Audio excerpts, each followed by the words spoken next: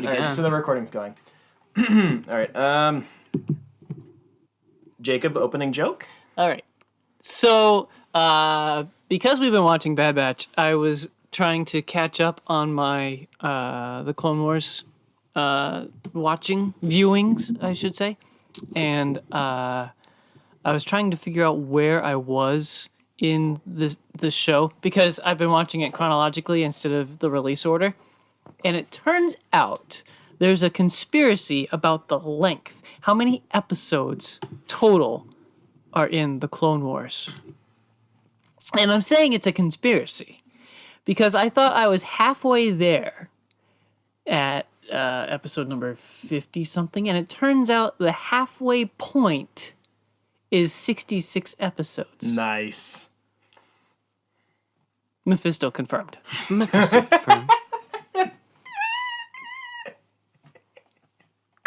Genuinely laughing that hard at it. I didn't think it was that funny, but I thought it was clever, but Spencer's fucking broken. yes. I've always been broken, you idiot. Why buy a comic that might cost more than a dime? Come meet the brothers who are here to waste your time. Welcome back to the Dime Comic Bros podcast. We are joined today by Mephisto. Say hello. I am Satan, Lord of Darkness. So I am joined today by Colin and Jacob. I believe Colin and Jacob are joined today by Spencer because he This is wasn't here correct. last week. I'm sorry, I was in the middle of getting engaged, you degenerates. Lies. No, I do actually have a female. She's pretty cool. We're engaged now. I was literally getting engaged while you guys were shit-talking me. That is not true. You were already engaged. We recorded the next day. That's true, but shut up. It would have been funnier the other way. You I can't argue with that, I guess. I can't argue with facts from a liar. That is true. You cannot deny the facts and logic I just beat you up with. You have been owned epically. Okay, so moving on. Yes. So this is our technically 49th episode of the Dime Comic Bros podcast. But So 20 more episodes, we have the magic number. yes. But it is our 1 year anniversary this week. We recorded our first episode and like a half this week last year, way back in 2020. 1 year ago today, we went from being engaged to actually married to each other. And yeah, holy crap, Whoa. those first couple of episodes were really rough. Wow, a year ago, I actually met you. That is true. We hung out for the first time, you and Right. I. And look at us now, mocking Spencer behind his back. And interlinking toes. Interlinking. Interlinked. Why am I not included anymore? Interlinked. You were in love with me, and then I introduced him, and now you're leaving me in the dust. He loves me more. Yes, I'm a simp. So you guys last week, while I was listening back to the episode, absolutely hilarious, by the way. One of the best episodes you guys have done, and collectively we've done. Absolutely hilarious. I almost crashed. I was driving. I Not a warned smart you. choice. Yeah, well, I don't listen to you. Because Clearly. you're not my dad. So, I can be your daddy. a couple of corrections. You guys went on a 10-minute tangent trying to figure out when the Andor TV show is taking place in the Star Wars timeline because you're morons. And we predicted that you would be yelling at your radio. Which is very true. I did many times. It's clearly a prequel because Cassian Andor freaking dies. Prequel to what? Oh, wait, that's his last name?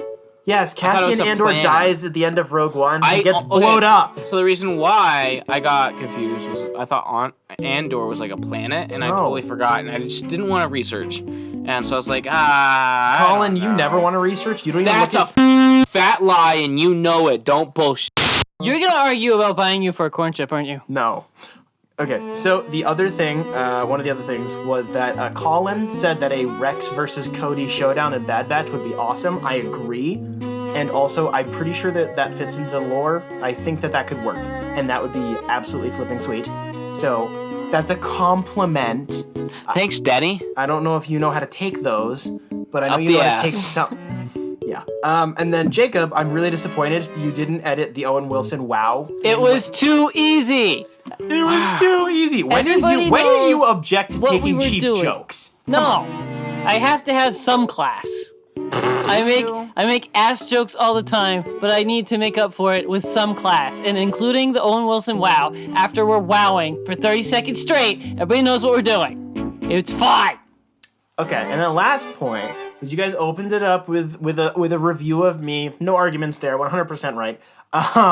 The one thing is the reason that I provide news that isn't, you guys don't seem to know what it is one. We don't know anything. Yes, clearly. Two, because I don't want to be talking about Batman every week, and you guys also don't. You guys, die inside whenever more Batman news, which I agree with. So I provide more diverse comic book adaptations and indie comics and stuff, and you guys still have no idea what the f*** Shut the f*** up. I definitely do. And also... It was two of them. You shut your mouth for a minute. No. It was two of them that was like, what the f*** is this? And the rest, I was like, oh, I kind of know this. And then just because I'm going to be a smartass, it's pronounced Issa-Rae, but you guys are dumb. Eat my shorts. So, news-wise, it was actually fairly light this week. So, Andy Muschietti released the first look at the Flash's new suit from the upcoming Flash solo film. Looks cool. Meh. Jacob, you got anything? I'm waiting for it to load. I think it's too detailed. Did you see the previous suit, you ding-dong? It's like that the epitome made of sense. detail. No, that made sense, though. Zach Daddy. Oh, yeah. I think it has an extra ziggy-zaggy, doesn't it? I think so. What? It's got one extra Usually zigzag. it's like... Now it's like... I think it has an extra zigzag. Wow, I wonder what deep thematic depth and pretentious meaningness will come off of that one additional zigzag. No, I think... Like you're I one think to it's- talk about I think pretentious meminess. It's normally that, I think. I think you're actually right on that one. And then we also got our first look at the Supergirl costume from The Flash as well. I do like the running, the way that he's releasing these. I like it. It's pretty cool. I thought the Supergirl suit looked really freaking cool. Also, it's clearly taking place in the Snyderverse. That's all I'm saying. Zach! I like that the upper red portion of the suit is a different texture from the bottom blue portion of the suit. I'm displeased with the different shading of red on Why? the top. It's too vibrant in contrast to the other maroon/burgundy red. It's too bright. Red is red. Wrong. I used the 10 crayon box. Red is red. Wrong. You're right. There was actually a red orange. Mm-hmm. It's called blood orange, bitch. No, it's red orange. Blood orange. I will Google this right now. I will shove it in my draw ass. blood to prove you that it's not orange. It's blue. So Disney Plus announced that all of their original series will now be released on Wednesdays instead of Fridays. Original films will be released on Fridays. This is all Loki's fault.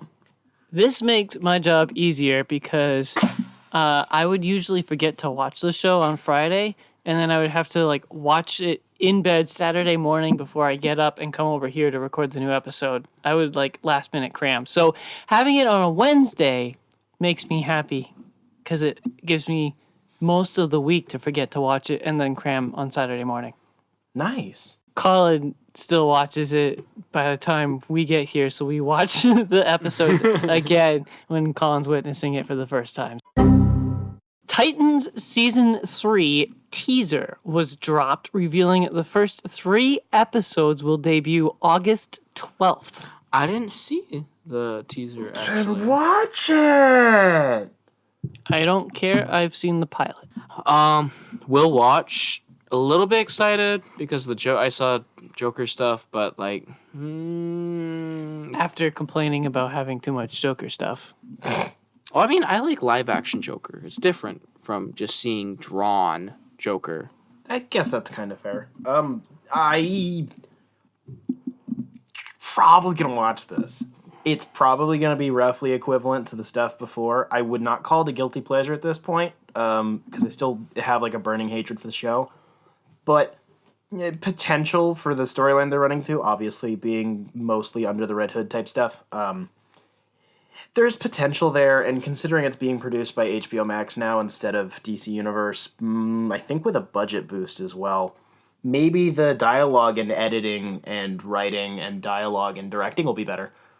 Or maybe the Red Hood costume will just look really cool. Not to mention the color coding will be fixed a little bit, maybe. Yeah, doubt it. It's still going to be blue as shit. Blue. From CBR.com, DC Comics announced the official release date and creative team for Deathstroke Inc. Penned by acclaimed writer Joshua Williamson and drawn by artist Howard Porter, the first issue in the series, Deathstroke Inc. #1, who would imagine that that's what they'd call the first issue of the series, Deathstroke Inc., releases September 28th, 2021. Porter and Williamson will reunite for Deathstroke Inc. after their recent run on The Flash. This series will be another addition to Williamson's roster, as he has written for many DC comics, including Batman, Robin, Batman/Superman, Dark Knight's Death Metal, and his most recent run, Infinite Frontier. Porter, as well, has worked on series like Justice League, Batman Beyond Unlimited, JLA, and Superman. And the official synopsis is, after suffering too many losses, Slade Wilson decides it's time for a change. When he's enlisted to work with an ages-old secret organization called Trust, which is an acronym, who wants to take down all the heavy-hitter villains, he's all in. So Deathstroke's going to be a good guy now, and I'm down. Deathstroke Inc. Hopefully it's better than Batman Incorporated. That's really all I have on that. Hopefully it's better than Deathstroke Knights and Monsters. Revenge of the Children. Revenge of the Children. I think that was DC Animated Movie number 723. Yes. Mm-hmm. I don't know. The most recent Deathstroke run was really, really freaking good. So I'm hoping this turns out well. I'll get the last one. From GamesRadar.com. Is this the first time we've used them as a source? Maybe once or twice before. They're fine. There's just nothing usually new for them. Interesting. If it's something I haven't used before, it means probably I prefer the article's wording, or I want a more diverse lineup than 4 websites because they're like the only reputable ones. Right. This September, writer Chuck Brown of Bitter Root will be working with artist Valentine Delandro of Bitch Planet on a 6-issue Black Manta series for DC. DC has not provided any details on the story of the limited series or art as of yet. This will be Black Manta's first solo series of any length, unless you count his spotlight issue back in 2021, Aquaman number 23.1 for DC Villains Month, all the way back in 2021. That's how that article read. Yeah, a little weird. I am hopeful for that series. I like it when lesser-known characters get a run. I just like it when villains that aren't just Batman villains get freaking series. Yeah. Black Manta's like Aquaman's primary villain, and he's never gotten his own run before. That's kind of strange. I never cared about Black Manta, really. I mean, I've always known about him, but I don't think I really cared about him until the Aquaman movie. And Gross. I didn't really care for the Aquaman movie, but I thought Black Manta was, like, really cool. Bro, he's got a laser beam coming Yeah. out of his face. Yeah. I'm going to pull a boomer and say I loved him from the Super Friends cartoon. You are literally a boomer. Yeah, I actually I really have like that on DVD, I think. I do too, actually. Wait, I might have thrown it. Yeah, I think it got water damaged. Dang. I had to throw it away. That's a lot of I was damage. Pissed. I believe it. Freaking Superman or Super Super Friends Friends. kick ass. Yeah, they kind of do, low-key. And the Legion of Doom, like, narrated intro is the best. Deep within a bleak and dismal swamp, hidden beneath its murky waters, lies the headquarters of the most sinister villains of all time. The Legion of Doom. Because this is our 1-year anniversary, shall we move on to our special main topic? Yes, we shall. We are doing a question and answer, or as the kids call it these days, a Q&A. Damn kids. Or an AMA if you're a Redditor. Ooh. Or MMA, if you're a fighter. No. So we have a decent amount of questions from a few different places. So would you guys like to just go random questions from random places, or do you want to go by person by person? I say mix it up. Okay, so we have a question from Wesley Eden, one of our patrons. Hi, Wes. Two of us actually know who you are in real life. Hey, Bubba. What? I said, hey, Bubba. Is that what you call your brother? That's what I used to call him growing up. Yikes. So, one of Wesley's questions is, who is each of y'all's favorite comic book character ever? Doesn't have to be a superhero, just needs to exist in a comic. One, don't use y'all, you Texan weirdo. What do you mean? Okay, I use y'all. It's disgusting. It's not. It makes sense. No, it doesn't. Yes, it does. No. Yes. If you use it like a ton, it's stupid. But like if you use it within moderation, within taste, it works. I don't know if Texans can do anything within taste. They seem to do everything a bit excessive. They can definitely do nothing in moderation. I'll tell you that for sure.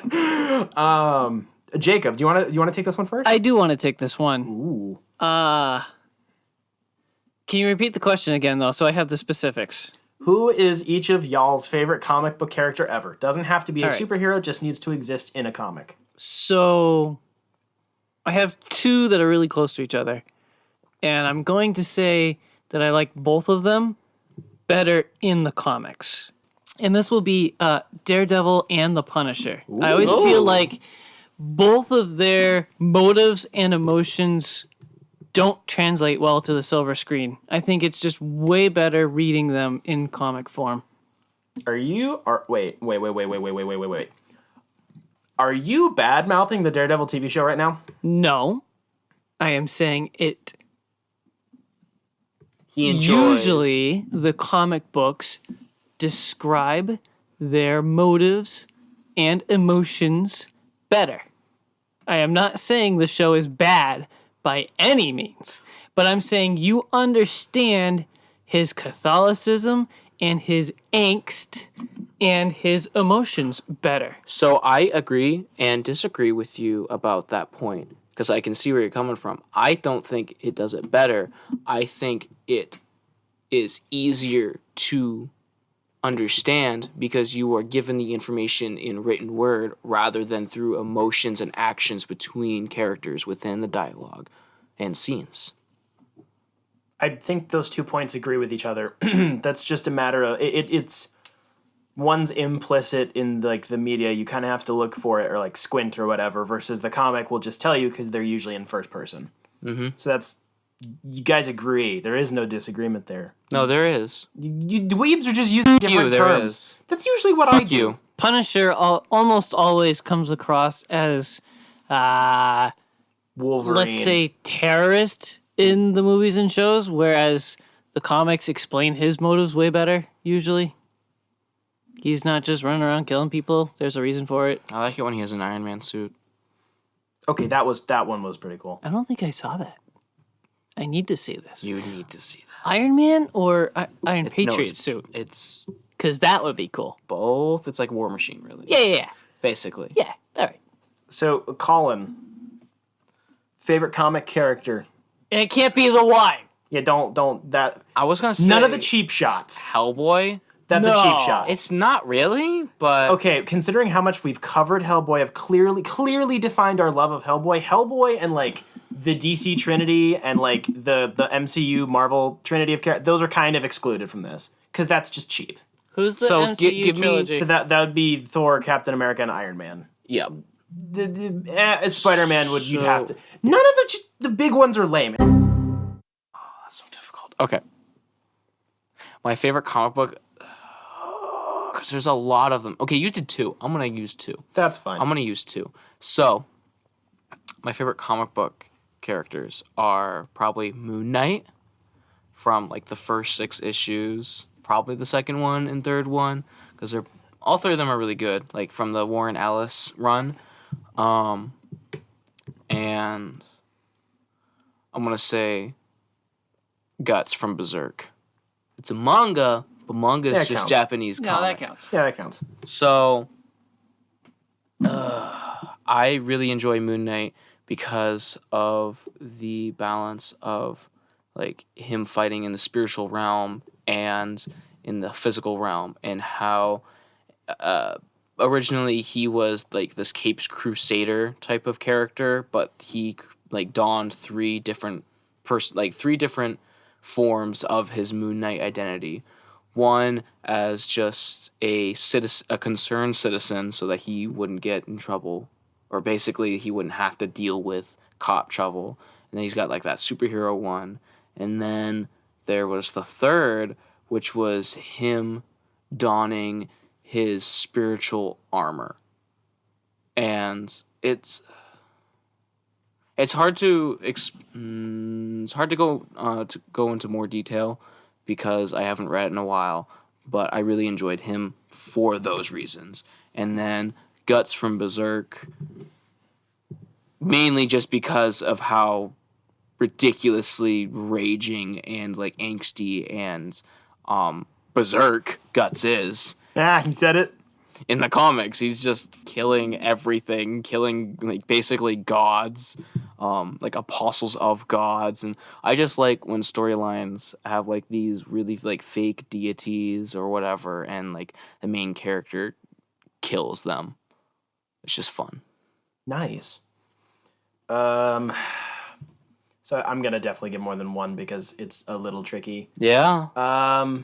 I would probably say John Constantine. Oh, that's a good one. Just partially it's so obviously on a much smaller level, he has some similar potential for like diverse character storytelling, kind of like a Batman, who ends up being everyone's favorite because you can do so much with him. I think Constantine, on a much smaller scale, can still do that because of his like sense of humor and the mythology. You can take it in really weird directions, and they all kind of work, and even work together. It's just fun. The sense of humor is always very unique, and I appreciate that. Now that I am a few books into it, Dream from Sandman, 100%. I will not elaborate because neither of you guys have gotten into Sandman yet, and I can't say anything. And Ghost Rider from Marvel. Oh yeah, I forgot about your little tangents about Ghost Rider in the past. He is pretty kick-ass, though. It would be harder to narrow down because, especially at this point, all of the individual writers are very linked to each other. So there's blanket statement Ghost Rider. Not because the comics are consistently good or consistent at all. They're all over the place. Interlinked. Different writers and different events. It's a cluster. But just the freaking metal, dude. Like, possession, flaming skulls, and cars, and motorcycles, and lots of chains, and leather, and stuff. It's fun. And demons. And it's always fun, but it's also kind of serious sometimes. It can get pretty freaking gross. I do love stories about demons. The last two of mine were demon heavy. I have a bit of a weakness for, like, DC's darker, like, the spiritual horror side of their stuff. Yeah. And when Marvel does it, I think they do it well. They just don't do it very much. They only have a few like characters in that area. And I could probably come up with more, but I think those would be the top ones if I had to eliminate all the big players, because those are just lame answers. Saying Spider-Man is just cheap because everyone loves Spider-Man. This is true. So next question. We have one from some random person who submitted a question. Have you worn wigs?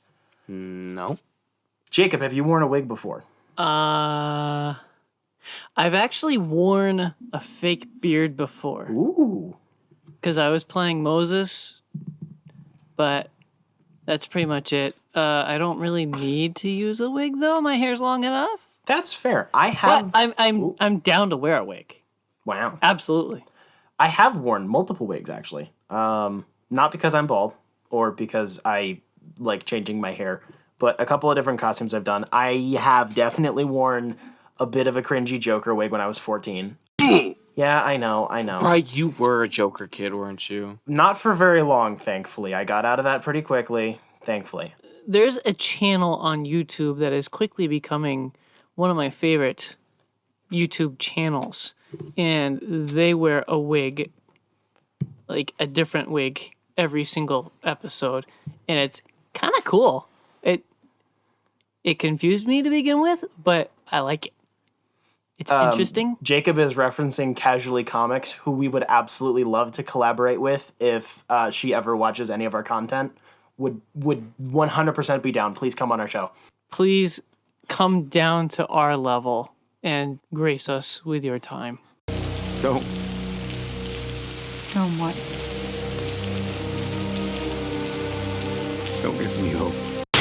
I have also worn multiple prosthetic facial hair outfits. I used to like doing like fake mustaches and stuff when I was a kid because of course I did. And I still have it. I actually made a Tolkien style dwarf beard that I still have. It is made out of yarn. Like, it's very clearly fake, but it looks really cool. It still holds up pretty well. I should bring that on the show at some point. I still have that floating around. That was from when the Hobbit movies were coming out, and I got very, very excited. Will you wear a wig ever in your life, Colin? Maybe. We will get you to wear one for Free Comic Book Day when we all cosplay. I will not. No, I'm not cosplaying. We should cosplay as each other. As each other? As each other. Oh my gosh, that would be amazing. So you need to grow your hair out and become me. I was just thinking that I have to get a wig and be you. Spencer will be you. Oh, the boy.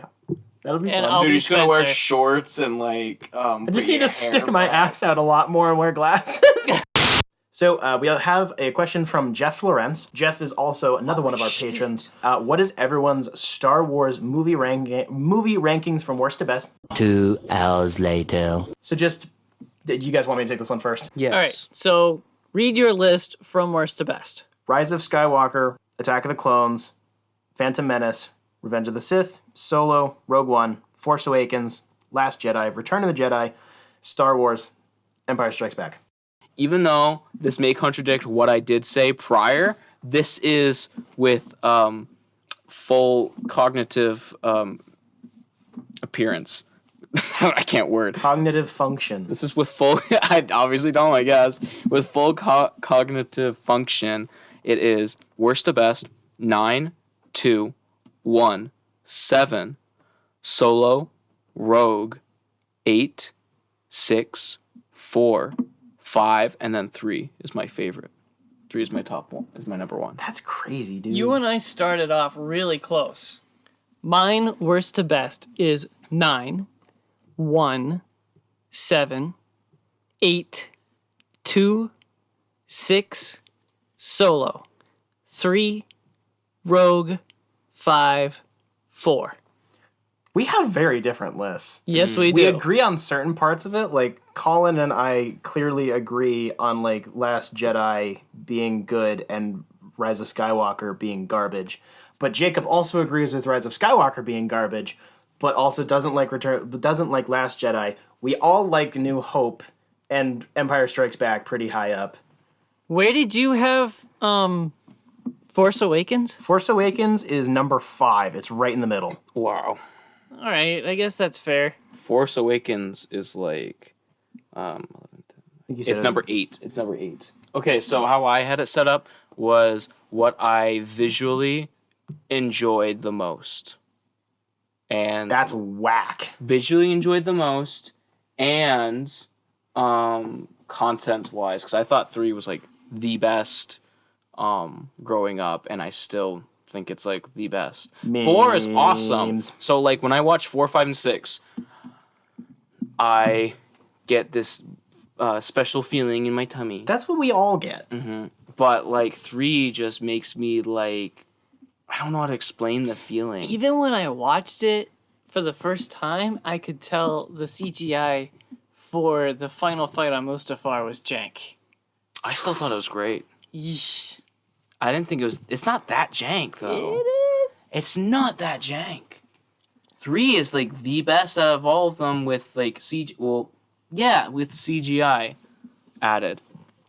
1 now. Here's the tricky part about 1. I'm talking about when CGI was added after, because 1 wasn't tampered with for a while, and it was tampered with because there was puppet Yoda, and then we got CGI Yoda. That's right. Yeah, if you use the VHS copies of Phantom Menace, it has the puppet. The puppet looked horrible, but it was still better than the CGI. I liked the puppet a lot more. It looked older than old Yoda. But That's true! Can we stop talking about Star Wars, please? All right, moving on. Going to have a mental breakdown. Now we get to go back and talk about the Bad Batch. No! I know we're not. It's a joke. Wesley has more questions. I don't think you sent Wesley's questions because I only have Jeff's. No, because he just put them in this morning. Oh, okay. They're not something you would have to have prepared for, All so right. that's fine. All right. Why is Colin an angsty sad boy? Ooh. Because he reads too much Hellboy. Sick burn from your brother. Because the little worm in my brain says I suck. You suck. See? He's right there. Fair. He's laughing. Maybe just because Wesley's jealous of something. I don't know. Whoa! Colin's big peener. I wouldn't know. He would know. He would. That's code for he would. Yes. He's a big fat liar. He is a big fat liar. I know I'm big and fat. That's why the next question is, why is Spencer's shirts always so tight? Because he's so sexy and strong. No. And he buys shirts that are too small for him. Because he's wearing my shirts. I like that one a lot more. It's because he spends too much time at Jacob's overnight and he has to wear a shirt afterwards. And so he takes one of Jacob's. What, you mean the boy's size small that Jacob's been wearing since 5th grade? I shop at Baby Gap. You pretty much do. The correct answer is because my back is as wide as Colin is tall, but then I forget that I'm still fat. So they fit weird. That is the correct answer. Back to Jeff. After working a long week, what is your comfort read to relax for the weekend, and what is the soundtrack? Oh, so I'm gonna go first just because I probably have a shorter answer. I don't really have a comfort read. I usually have like a comfort watch. But if I were to choose a comfort read, it would have to be a form of manga, and at the moment, it is Witch Hat Atelier, which I talked about 2 weeks ago, and my playlist would be the Dark Academia playlist on Spotify. I don't usually get much time for comfort reads. Usually, if I'm not reading or watching something to talk about for this show, I'm editing this show. But if it is me time, I'm probably gaming, and that soundtrack can vary anywhere from Becoming the Archetype to canon. So heavy, scary metal to rap. Huh. It really depends on what I'm gaming. Fair. My comfort read would most likely be Arkham Asylum, A Serious House on Serious Earth. Knew it. One of many. That's such a strange comfort read. Right? It's not it's one of those things. It's not like I want to feel comfy. It's more of a I'm depressed and I want to feel a little less crazy right now sort of read. Sad. Like it's uncomfortable, but when I'm done, I feel better. And Wesley says that I'm the angsty one. Right. You're openly angsty. I usually don't talk about it as much. That's not true. I don't know. Seems kind of true. I mean, have you seen our new logo? And then soundtrack wise, not necessarily at the same time. I'm a pretty big proponent of Halo 3 ODST's official OST. Big fan. Big fan. It's a good sex playlist. It's a good hanging out, just getting a vibe playlist. It works well with the game, obviously. I like sad jazz in the rain. Leave me alone. I've come like actual comfort music. Probably Beowulf. He's a lo-fi artist. Something like that. And then so back to Wesley. Who wins in a fight? This is his exact wordage. Who wins in a fight? Zach Daddy or James Gunn on Super Soldier Serum? So if we're gonna talk about a physical fight, like a good old smackdown, have you seen Zack Snyder's body? Yeah, Zach he's a Chad. He's a Chad and a half. He looks about as good as his actors do. Yeah, even James Gunn on like actual Super Soldier Serum, I don't know. I feel like the sheer determination of Zach is gonna kick his ass. Yes. James Gunn is too fun to try to beat the crap out of I was someone. going to say, James Gunn is going to change it from a physical fight to a dance-off. That's true. And in that case, he would win. That's definitely true. He has a point. Strong agree. Back to Jeff's questions. If you could reread any comic for the first time, what would you pick and why? Mr. Miracle. Ooh, I agree. I would reread Mr. Miracle for the first time again and again and again because it made me feel and realize emotions that were buried beneath for a while and really helped me out in understanding myself a little bit more. definite agree on that one. Even though I literally finished this week, I want to say the entire Jason Aaron run on Thor. Ooh. But if I can't say that, then I would probably say the Scott Snyder run on Batman, so Court of Owls and all that. Oh, those that's are two really good ones. Those are really good choices. I had both of those spoiled for me at one point or another because they're both fairly long and ongoing. I would love to go through Court of Owls again and be surprised by that. Just the initial, there's a whole other secret society, that blew my freaking brain when I was 12. Would love to go back to that. I remember reading that. Damn, that's a good one. I read like bits and parts of it growing up, and it still blew my mind, even though I didn't get the full story. Another question from Jeff. Hey, you didn't answer. I just did. He agreed with me. Those were kind of my picks. Like, it's either that or Arkham Asylum. Again, that comic gave me like nightmares for months when I was like 14. So that thing still kind of me up. One of the things we all just said. So what do you feel is an underrated or underutilized character from Marvel or DC? I'm going to have to go with Ghost Rider, but I'm going to answer something else again later. But I have to say Ghost Rider. They do not take advantage of that character enough. Or Yes. well. I have only seen Blue Beetle in passing in crises, but he always seems kind of important in those crises, and I need to know more. So I'm assuming you're talking about the Ted Kord, the first Blue Beetle, not the second Jaime Reyes Blue Beetle? There's two of them? Yes. Yeah. One is alien tech, the other one just makes stuff. So yes. I think if you're talking about crises, you're probably talking about know Ted this Kord. already, don't you? I think I knew that there were two of them, but it's probably the Ted Kord one that I'm talking about. Pretty sure. You're talking about The one that hangs doesn't around have Booster powers. Gold. Yeah. That's Ted Kord. Yes. Yep. Colin, what do you got? So you answered DC, and I thought the question was MCU. No, he No, said Marvel or DC. Oh, Man, shit. you a deaf Damn. boy. I am ADHD, the whack, my guy. That is so difficult. Abe Sapien. But that's got to be a Marvel or DC. I would say Abe, but I'm not going to go into that discussion because I also haven't read Abe Sapien. We could talk about that for about 4 hours. Yeah, we could.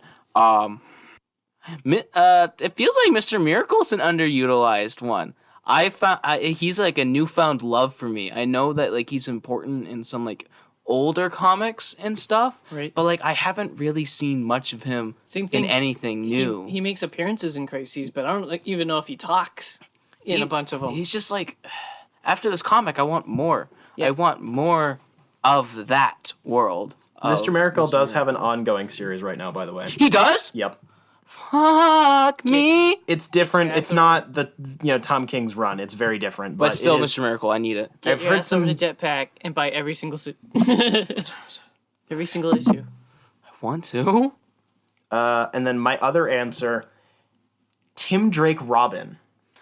You are so right on so many levels. Let me explain for the audience and for Jacob. So everyone loves Nightwing.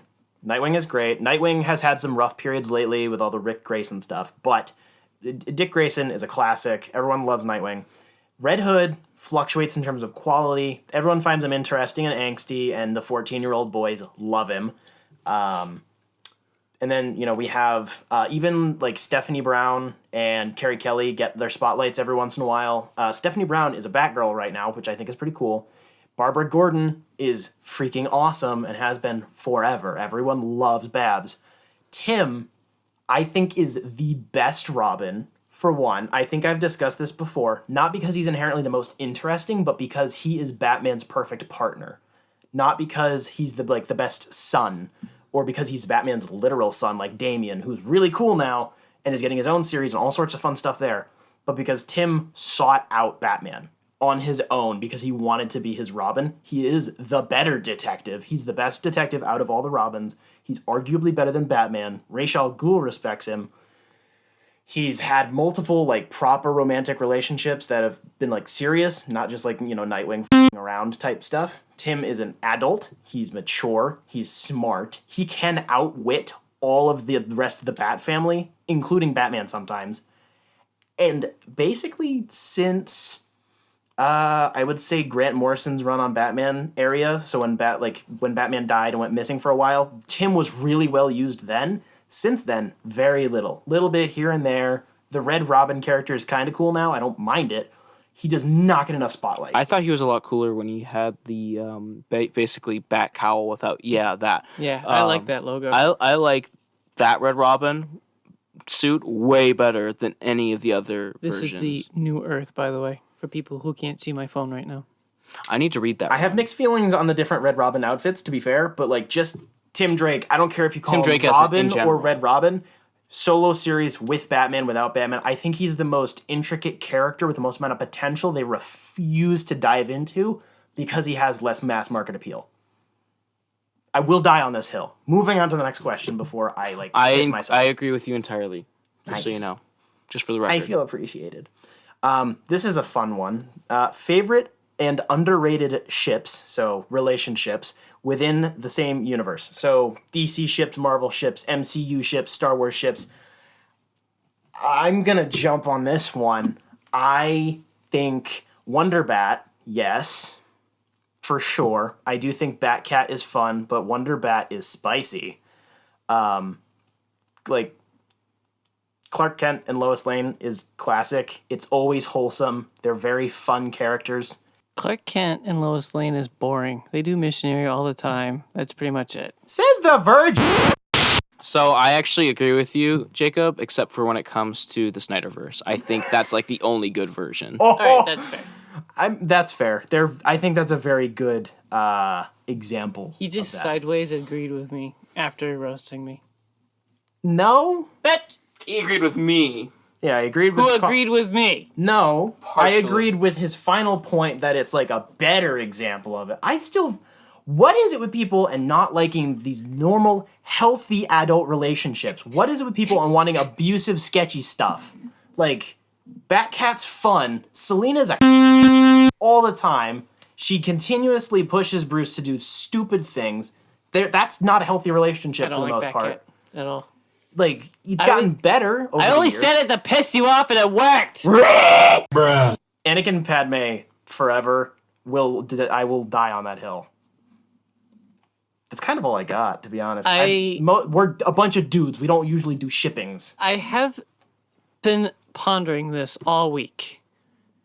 And I came up with a couple examples that I want to discuss real quick, but it doesn't answer the question fully. So the first one that came to mind is that I really appreciate the dynamic between Aragorn and Éowyn. Oh, I really love how Aragorn is such a Chad and says thanks but no thanks and still treats her like a lady and all that, but was like, no thank you.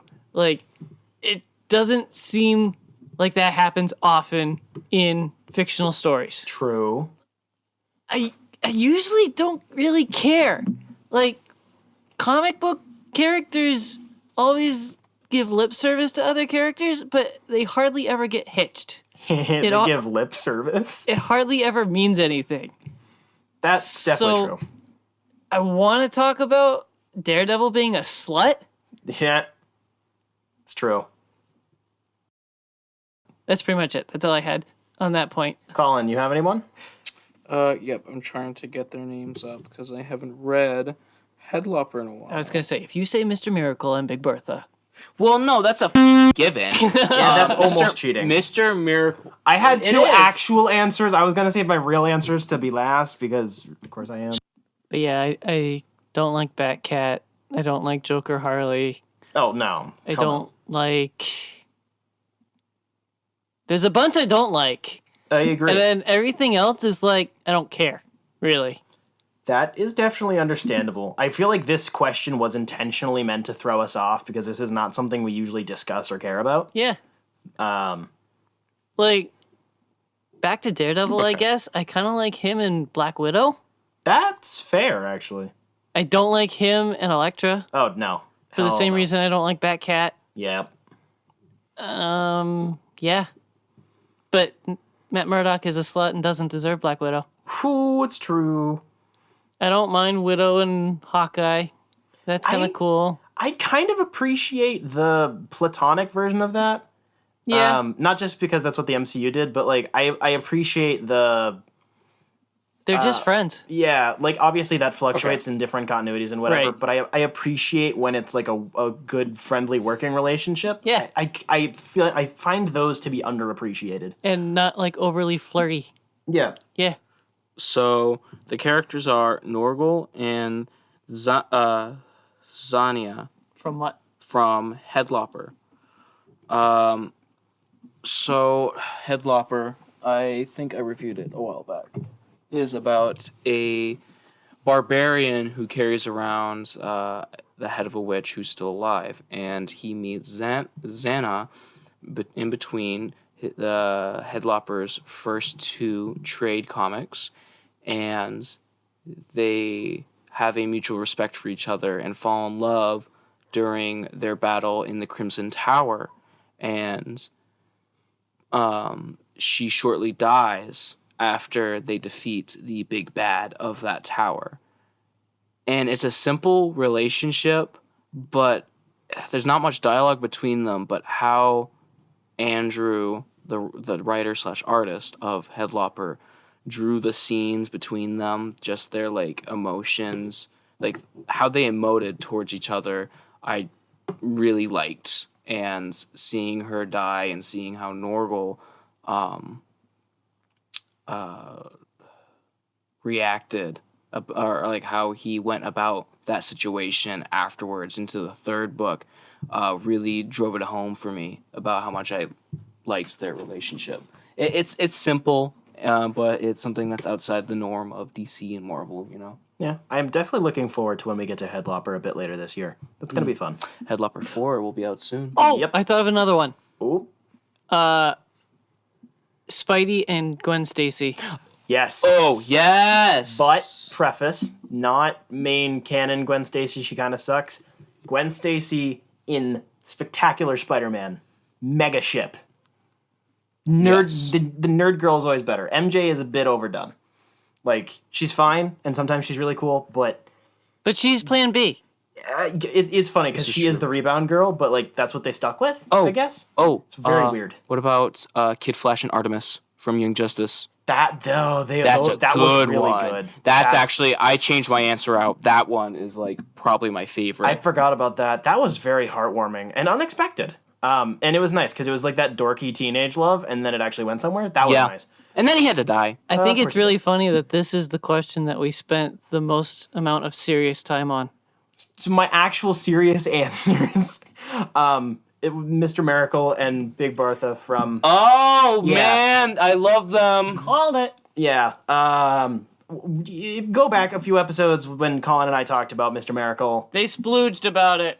It's just so good. Sorry, Together. yeah. I want to reread Sorry. it. Okay, Jeff, I'm going to tell you now, boy. if I still had the book, because I sold it to Spencer so I could get the deluxe edition. I haven't gotten it yet. But to answer your question properly, that is my comfort read. That's true. That's also on the list of comfort reads. Yeah, no, like their very wholesome, like normal relationship, even though they're gods, is awesome. Yeah, they're gods. They're just wanting to be normal people, and I love that concept. Yes, and then my like penultimate, like forever, freaking Black Canary and Green Arrow in the comics. Yep. They are always wholesome. They're very exciting, but like they live a very mundane life in the day to day, but they also do superheroing together. They're really good at holding each other accountable. They fight, literally. Like they will be on opposite sides of conflicts, and they usually don't let it get to their relationship when it doesn't need to. Just, so freaking good. Give Tom Taylor a freaking Black Canary and Green Arrow book, or I'm gonna kill myself. I need it. I need it in my life right now. Colin, are you dabbing right now? Next question. Last question from Jeff Lawrence. I have this one for an answer, by the way. And last but not least, how important is it that I send in pictures of my, quote, mommy milkers? We asked for those weeks ago. Where the f*** are they? Yeah. And you can't use the excuse that you didn't get your drawing yet, because I know you have it. Where's my mommy milkers, Jeff? All right, so speaking of mommy milkers, shall we talk about Loki, episode 2? Ooh. Yeah. So Yikes, that's a good one. can I very briefly give my thoughts on the first episode as a retort to you guys from last week? No. Mephisto confirmed. Moving on. Wow. So yeah, you guys are right. I freaked out. I was really impressed by the first episode. I understand. I agree. I feel like my hesitation was warranted, but I think with where they're going, I find it interesting and a lot more important than I thought it was going to be, or I was fearful it would be. I find the continuous Mephisto lamp shading to be funny. I think they're becoming very self-aware of it, and they're never, ever going to actually do it. I'm fully embracing it, though. Oh, absolutely. I find that very fun. And I really disagree with you guys on Owen Wilson, actually. I knew you would. I don't normally like Owen Wilson. I really actually don't. I don't typically find him very funny. He seems like a normal, wholesome dude, but I don't usually find his comedy very funny. I feel like in this, he's way more chilled out than he usually is. He's obviously acting like he would. That's what actors do. They're hired to partially be themselves to an extent. But I feel like this is giving him a really good, like, actual buddy cop dynamic with Loki, not like a Hobbs and Shaw, we just hate each other. Like, I actually feel this is like the definition of what buddy cop dynamics are versus kind of all the other MCU buddy cop, even Sam and Bucky, even though I love them, have just, there's enough antagonism versus this. There's some, but they do work together and they do like each other. They just won't acknowledge it. They just have very different ways of going about things, and I like it. And I knew what the first episode was gonna like end on as a cliffhanger, but that doesn't matter if that was predictable or not. And Jacob, your whole they're just gonna say that it was predestined is not the point.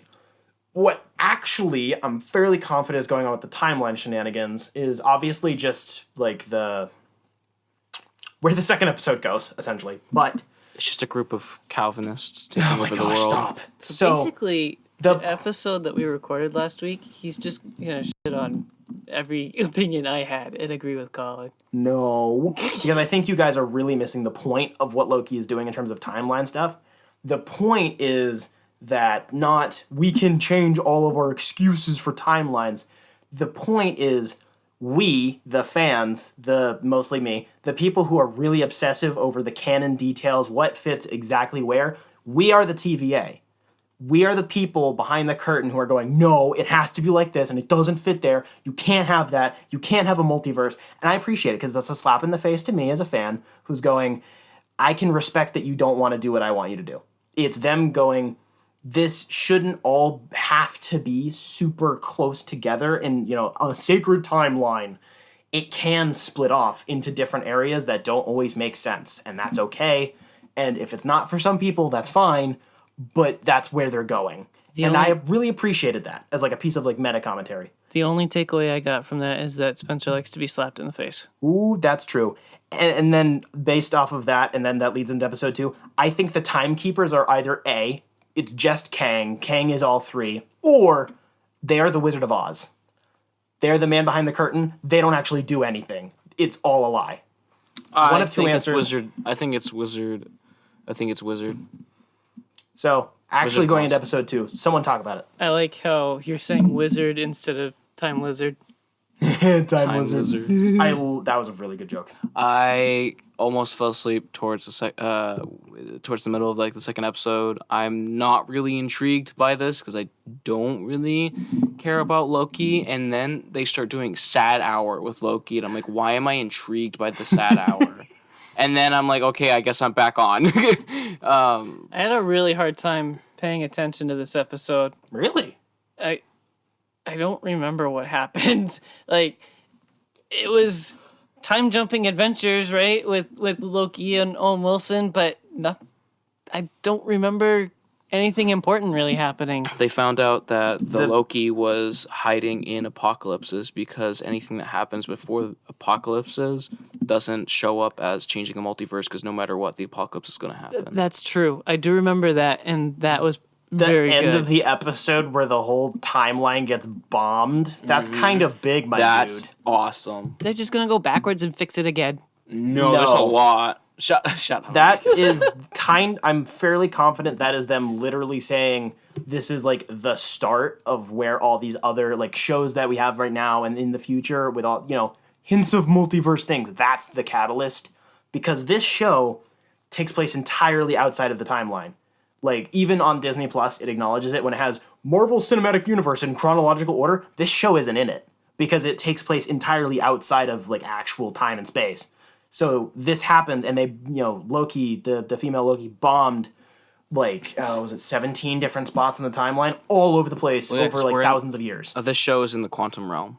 I knew that they were doing female Loki. Yes, that I think we all that. Really? I don't know much about Loki, so I didn't realize female Loki. I think it might not actually be Loki.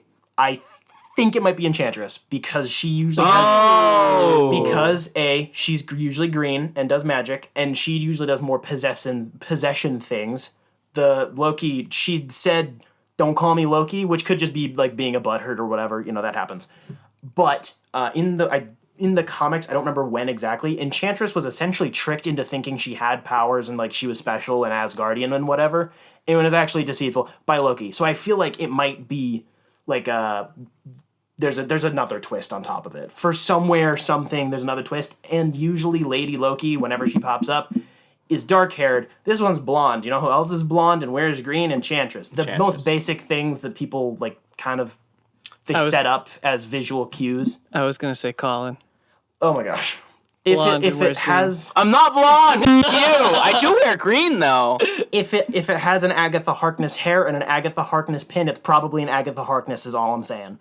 So, have you guys heard the theory about that they're just in the quantum realm? That would be the shittiest thing. No. Yes. In one of the Ant-Man movies, when we see quantum realm, there's a scene where you see that city in the background of the quantum realm.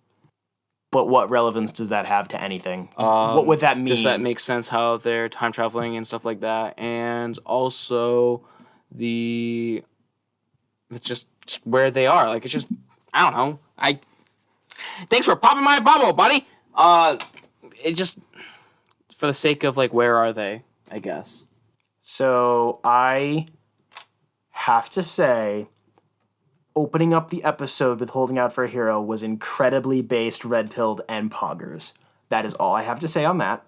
I noticed that the Commander Lady played Alice in 2019 Hellboy. Yes. Can't stand her. So there was something that I think is probably fairly intentional. We're supposed to be picking up on it. With the whole, like, there are rings on, I can't not remember her name, the office lady.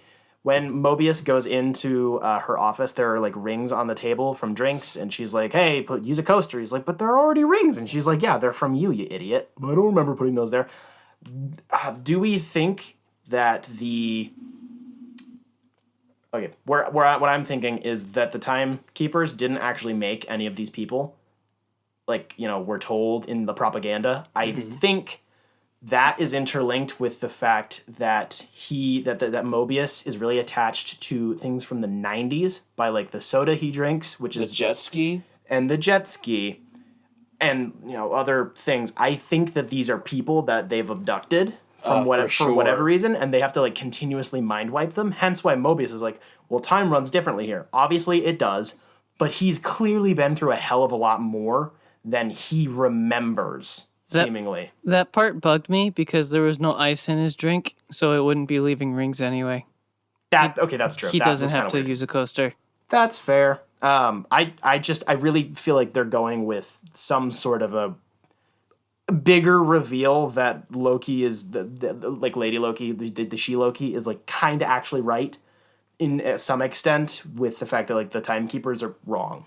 I'm fairly impressed that the show isn't pissing me off with undercutting character development. That was, I think, one of the larger things I was really concerned about with just going into the show in and of itself, was undercutting or like instantaneously giving this 2012 Loki all the character development of our like 2017 Loki. And it didn't. It gave him more perspective, but this is still definitely 2012 Loki, and I appreciate that. It's not making the growth that our main sacred timeline Loki went through. It doesn't make that feel small. It just makes it feel like this is a different Loki. It just has enough in common because it's Loki. He's gonna have a lot of traits in common, whether he's a dude, a chick, or like a Hulk. He's always going to have a lot of stuff in common. I just kind of appreciated that. Am I the one who didn't want this show, and now I'm the one who's into it, and you guys wanted it, and now you don't like it? I didn't say I wanted it. You seem kind of excited. I was not. More than I was, at least. No, wrong. I'm enjoying it, but I don't have a whole lot to analyze. I'm just waiting to see where it goes. So speaking of character development, let's talk about Bad Batch, because it opens up with Uncle Wrecker teaching Omega how to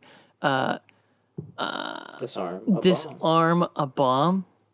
And I really like that they're teaching her how to do all the badass things, how to use a weapon, how to disarm bombs.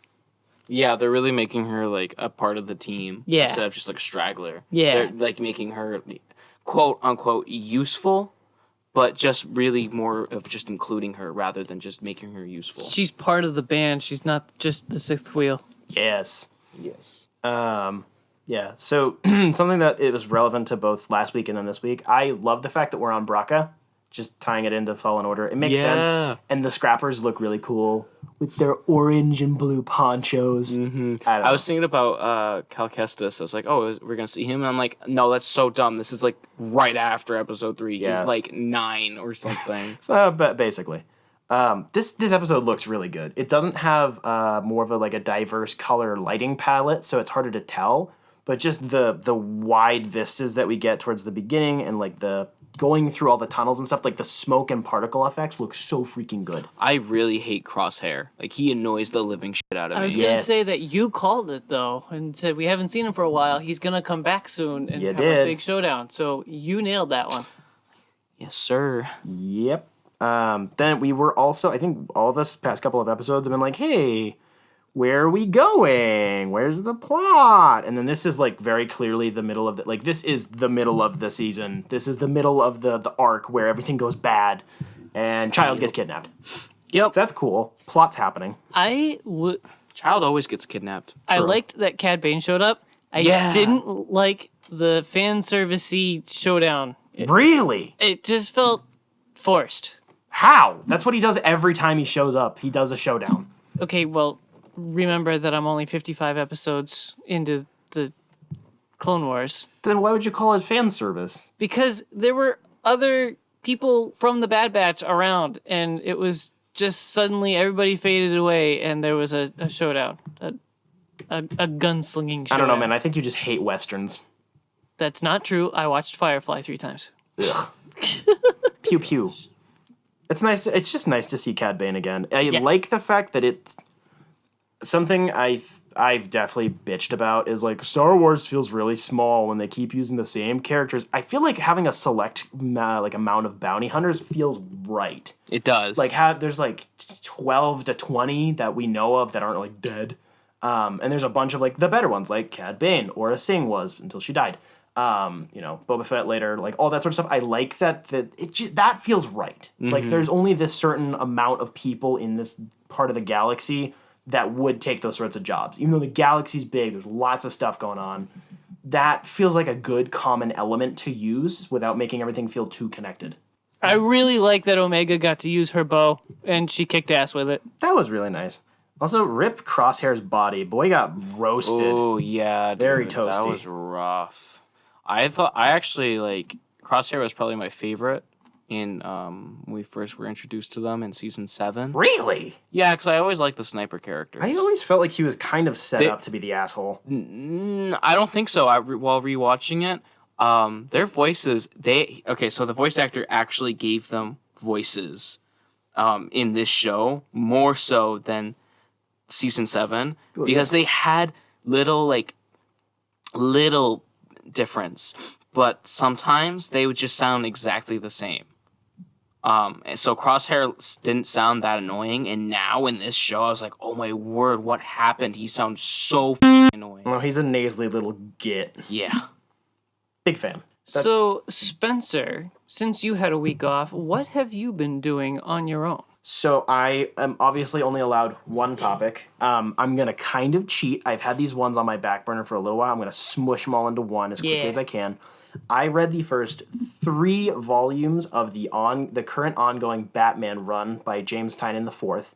So the first volume is their Dark Designs. It's Batman issue 86 through 94, so it's 9 issues, written by James Tynion, penciled by Tony S. Daniels and Gilliam March. This one picks up in a really good spot from King's run. There was a lot of drama going on at DC, and King was kind of kicked off. So I think it picks up really well from that, particularly with Alfred being dead. They're really handling that well. Daniel's pencils are really, really realistic and tidy. It's nice. There's an excellent and unique story concept. Essentially, there is this character called the Designer. He's a brand new character who came to Gotham years ago, way back in like the Golden Age. He met with Riddler, Penguin, Joker, and Catwoman back when she was a villain to help them escalate their game, essentially. Be like, you guys need to think 18 steps ahead. And he ended up getting killed by Joker, basically. And then he made there was this big old plan on how they're going to take down Batman, essentially. And then that comes back to haunt Catwoman because she's good now. All sorts of stuff with that. So I think the story concept is really unique. It really does solidify Joker as like a force of nature, but not because he's supernatural or whatever. He's just that crazy. There are some random B and C tier villains which were included, like mercenaries. They're kind of bland. Punchline was introduced, the new character. I think she's really cool. Then Batman Volume 2 is Joker War. It's Batman issues 95 through 100, so 6 issues. It was penciled by Jorge Jimenez. I love how he does this stuff. It's incredible. It feels Hispanic. I don't know how else to describe it. I don't know. That's really bad for me to say. Great concept, stakes, and consequences. This is a very large event that has rattled DC moving forward and will never be recovered from. That's really impressive. The character designs are really perfectly stylized and character-focused art. A lot of the backgrounds can kind of fade into obscurity because the characters pop so much. Harley Quinn is basically part of the Bat family now. I love it. She's great. I love her inclusion. Clown Hunter is a new character. He's not part of the Bat family exactly. He's just a kid who kills clowns. He's pretty cool. Obviously, like setting up a new character. And then this sets up a very interesting future for Batman and how he's going to operate because he doesn't have his money anymore. I can't really elaborate further because this is somewhat recent. But it involves like the Monarch Theater and Alfred and zombies. It's great stuff. Then Batman Volume 3, Ghost Stories, is issues 101 through 105, penciled by Gil March, Carlo Pagulayan, and also Jorge Jimenez. It's really good, but inconsistent art between the issues. There are 3 different pencilers. I don't like when runs do that, when it's like one contained story and they flip around between artists. I don't like that. Ghostmaker is a really cool character. He was another student with Bruce Wayne way back in the day. Except he does vigilantism for the sake of like the art of it. He doesn't do it to save people or to like make the world better. He does it because there's an art form to it. So he's a psychopath. There's a really cool character dynamic between them, but this arc feels way less cohesive and more kind of slapdash together. It's really short. The ending was really funny. They fight and then they're like, let's go out for smoothies, basically. That was weird. Clown Hunter gets elaborated on, which I thought was nice. And there's this Leslie Tompkins-focused issue in the back with the whole unique art style. That was really nice. But the third issue feels a lot lesser in quality compared to the first 2.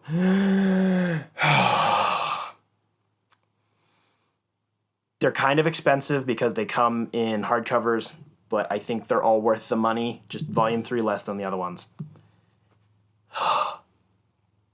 Apologies. I've had that one built in for a while now. And I was never going to be able to cover that unless I shoved it in.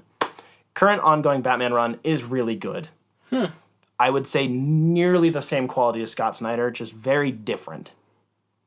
Colin. Uh-oh. I have a question because he does not have a talking point. You are on a deserted island all by yourself, and you have a notebook and a pencil. What new comic do you write? Is it a space adventure, or is it a zombie special? It would probably be something like a traditional romance anime. Ooh. Romance manga. because I would be alone and I would want that in my life on the island. They call that hentai. No, but that is a good segue into what I probably would do as a degenerate with no one around and being stuck alone on an island, and this could probably be for Patreon, is that I would probably draw porn comics. I would for sure draw porn comics because I was alone. Spencer, I remember you telling me not too long ago that you invested in offshore property in a deserted area, possibly the Bermuda Triangle. I think we need to buy a plane ticket one way for Colin. I'll draw you a lot of really good porn. Jacob, Yes. what have you been doing? So I didn't exactly read, but I listened to an audiobook called Forever Red by Margaret Stoll. Ooh. It came out in 2015. It is I believe, young adult book all about Black Widow. Oh. So Widow is tasked by S.H.I.E.L.D. to kill the dude that ran the Red Room program. It turns out he's currently working on a different sadistic experiment / operation. The Purple Room. And that leads to a young adult focused adventure that digs up Black Widow's past. The story was interesting and usually moved at a decent pace. The bad guy's new experiment is allegedly based on theories that Einstein had. I did not fact check that to see if it was true. And that part was really interesting. Theoretical physics and stuff. It was fun to try to figure out not so much what they were talking about. I understood what they were talking about, but to try to figure out if it could be possible. So sci-fi stuff made me think. So 2 complaints real quick. Some of the arguments between the characters felt drawn out and annoyingly overdramatic. It was like beyond an argument and it was just a fight. I don't know. It went too long. And they were like into it too much. Like starting to repeat each other. This sucked listening to it as an audiobook because at the end of every single chapter, there's an included transcript of an interview or debrief or hearing between a whole bunch of stuck-up suits and Black Widow about what happens in the story. The debriefing happens after the end of the story, but they chop it up and mix it in with the story. So they're trying her about what happens, and it's just so annoying because they have to say the file name and the people present and all their aliases, and then it's typed up like a hearing. So DOD says whatever, Black Widow says whatever, DOD, back and forth. It's so much easier to just read it instead of listen to it. It got very annoying. Sounds very extra. I understand the theme that they were going for, but it just doesn't work as an audiobook. So overall, it's decent for a young adult book. It kept me busy driving to and from work for a week. 3 out of 5 stars. Maybe get it as like a $5 special because it's just a young adult book that's, 3 out of 5 stars. It's decent. But I wouldn't buy it for myself now that I've listened to it. I've already experienced it once. I'm not going to go back and listen to it or read it again. So Nice. Well, I mean, it's something. yes, it is. Marvel and DC have been doing a lot of like young adult books lately. It's kind of strange, but I suppose it works. I kind of like the books. I love books. It's just kind of odd how they're taking this like medium that most people don't really like anymore. Right? I think comics are about as equally popular as like novels at this point, like for teenagers and whatever.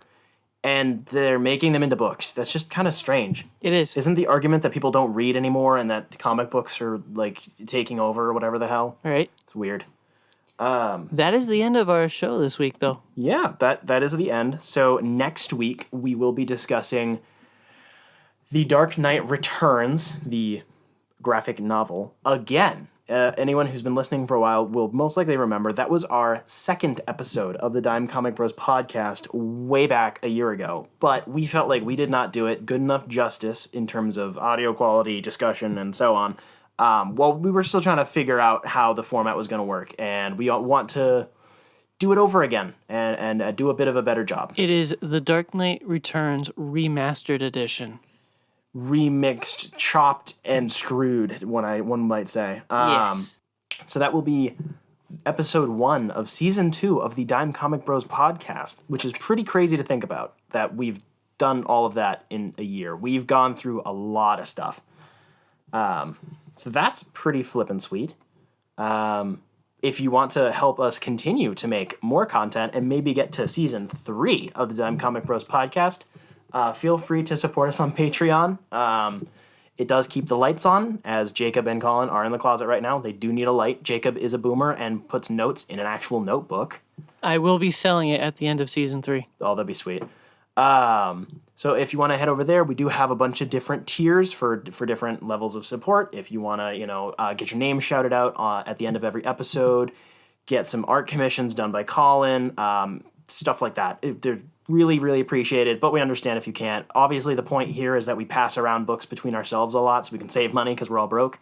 So no worries.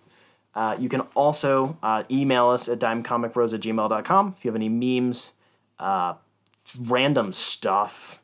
As Jeff said earlier, mommy milkers, dick pics are also acceptable. Basically anything that you want to send us, as long as it's not like Nigerian prince spam.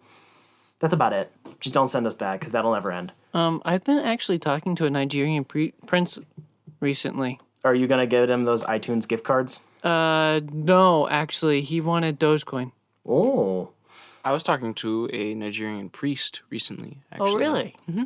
And He was a priest prince. Did you tell him that you are the priest of Hellboy? Yes, I am. Yeah. And how did he respond to that? He said that... Did you convert him? Well... Did he try to, He touched me. Feel free to support us on social media as well. If you want to give us a follow on Facebook, Twitter, and Instagram, we post content over there all the time, behind-the-scenes stuff, teasers of upcoming episodes, all sorts of crazy fun stuff. And then, as previously mentioned, we do need to give a shout-out to our current patrons, Wesley Eaton, Jeff Lawrence, and Business Casual, the 3 best people on the planet, where we're kind of big fans, and for some reason they're big fans of us, you bunch of simps. Bunch of simpy simp milkers. They keep the lights on, so you guys are really appreciated. And also a shout out to our partners over at Jetpack Comics. They are awesome. They're the friendly neighborhood comic book shop. Some of us, myself primarily, have been going there since I was like a small child. They're always open for a discussion. They can help you out looking for whatever it is you need, picking up orders, all sorts of stuff. D&D dice, video games. They got a pinball machine. That's pretty flippin' sweet. So drop them some support. Let them know that we sent you, because social networking is very important for a successful business on multiple fronts. Are we hanging a fresh poster in their hallway Yes. because of this new season? Yes. So we do have a flyer in Jetpack at the moment, which is pretty sweet of them to give us a hand and put up some stuff on a corkboard. But we will be replacing that flyer in the next few weeks as we roll into this new season of the Dime Comic Bros podcast. We're going to be updating our merchandise a little bit. We're going to get some new stickers, so all of our patrons will be getting sent those once we have them. We're going to put out some new flyers, new business cards. All of our social medias are going to be updated when this episode drops. So feel free to check out all the new stuff. Send support Colin's way. He worked his butt off on all the new stuff, and that's really, really appreciated. So... shiny new things. Pretty heckin' sick. Am I right? I can't believe you said a bad word. You can't say heckin'.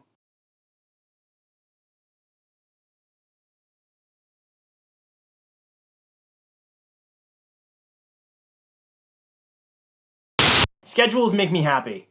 Schedules make it easier. Schedules make Spencer moist. That was the big one. I was literally screaming at my stereo for a good bit. You guys are like, well, Called it. maybe it's probably closer to 4 or maybe it's closer to 3 because Mon Mothma's dude, the main character dies in a movie, so you know when this takes place, being before that. You idiots. Yeah, I'm pretty sure that's how we ended it. Yeah, but it only took you guys like 8 to 10 minutes of arguing. But to we We get still there. got there. We still got there, didn't we? Eat my ass. Sag it. Oh my gosh. He doesn't know how much time I cut out of that tangent Oh, I'm trying sure. to figure it out. I am very sure. Probably like a solid 30-40 minutes of us. So No, it felt like it was. he's saying it was 10 minutes in the show. It was at least Definitely 3. It was at wasn't. least 3. Yeah. It was enough that it was pretty. It was enough depressing. for Spencer got pissed off because his Star Wars He shorts gets were pissed getting off like web. that, though. He does. I don't have a problem with it. I'm just saying it's a thing. You This is asked a for my platform. opinion. Now I'm giving it. This is a platform for us to share our opinions on comic We can also book show our buttholes because interpretations. it's an audio podcast. And they won't see them. Excuse me, sir. It is my turn to speak. Okay. Colin, you're We short. are here. You don't get rights. You shut the up. I have rights. You tall giant. I'll rip your nutsack off and shove it into your mouth. Now, Do we want to go back. into the news? Back to the news. It's called Blood Orange, bitch. No, it's red orange. Blood Orange. I will Google this right now. I will shove it in my drop ass. blood to prove you that it's not orange. It's blue. Unless it's the Covenant, in which case it's green. Ew, boogers. Is it?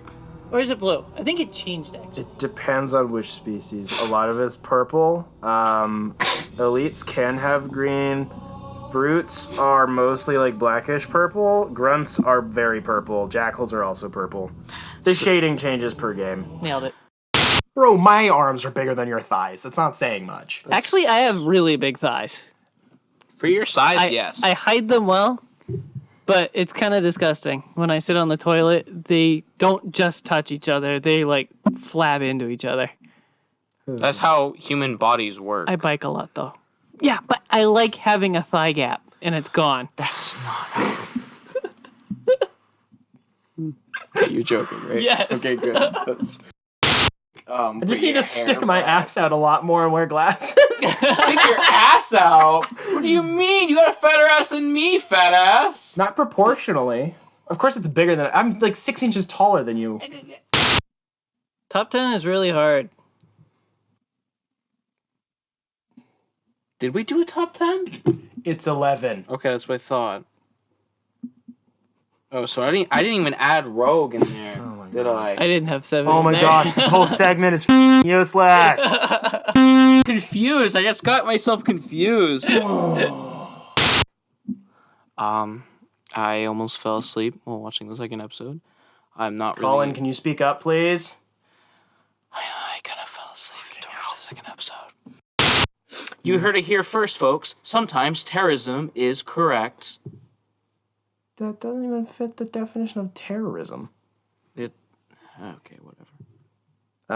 And then there's the... Always believe the time traveling terrorist. No, I don't know. I'm trying to make your joke stick, but it's not working. Jacob, Yes. what have you been doing? I need the light turned on so I can read my notes. Ow!